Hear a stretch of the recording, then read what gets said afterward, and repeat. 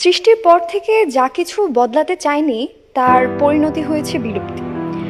শুধু ভালোবাসা নামক জিনিসটিকে আমরা আজও বাঁচিয়ে রেখেছি, কারণ এর মাধ্যমে সবচেয়ে বেশি মানুষ মারা যায়। আমরা আজও আসলে জানি না ভালোবাসা কি। হাজার হাজার বছর ধরে মানুষ কবিতা লিখেছে, যুদ্ধ করেছে, দেবতা বানিয়েছে, কিন্তু ভালোবাসা নামক জিনিসটির একটা স্পষ্ট সংজ্ঞা তৈরি করতে পারেনি। কাজেই সংজ্ঞা যেহেতু তৈরি করা যায়নি, ভালোবাসায় মানুষ কি কি করে তা থেকে আমরা ভালোবাসা কি তা বোঝার চেষ্টা করেছি। ভারতীয় উপমহাদেশ, কৃষ্ণ একজন দেবতা, একজন রাজা এবং কূটনৈতিক। রাধা তার অনুভবের কেন্দ্র। কৃষ্ণ রাধাকে ভালোবেসে থেকেছেন, কিন্তু থেকে যাননি।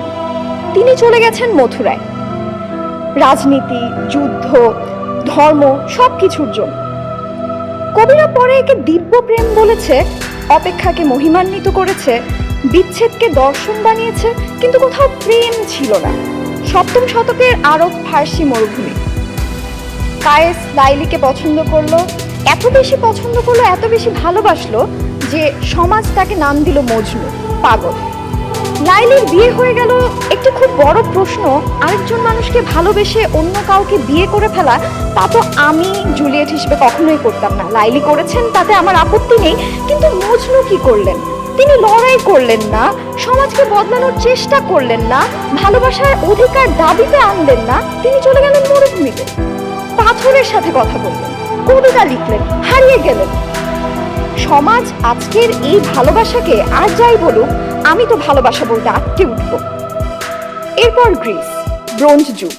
প্যারিস হেলেনকে দেখলো, হেলেন প্যারিসকে পছন্দ করল।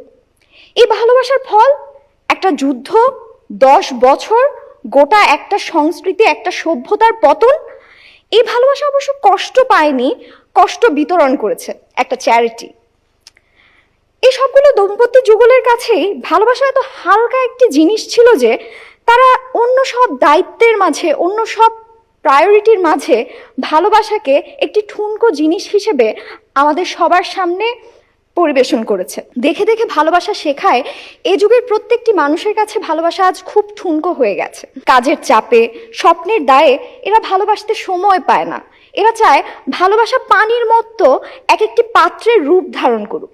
ভালোবাসাকে একটি মৌলিক সত্তা হিসেবে আমরা কেউ দাম দিতে চাই না। এরা ভীতু, এরা দায়িত্বহীন, এরা এদের শিক্ষকদের মতো। অথচ 1600 শতকে ভেরোনায় দুটো পরিবার, একটি অন্ধকার ঘৃণা, তার মধ্যে রোমিও আর আমি ভালোবেসেছিলাম। জগৎ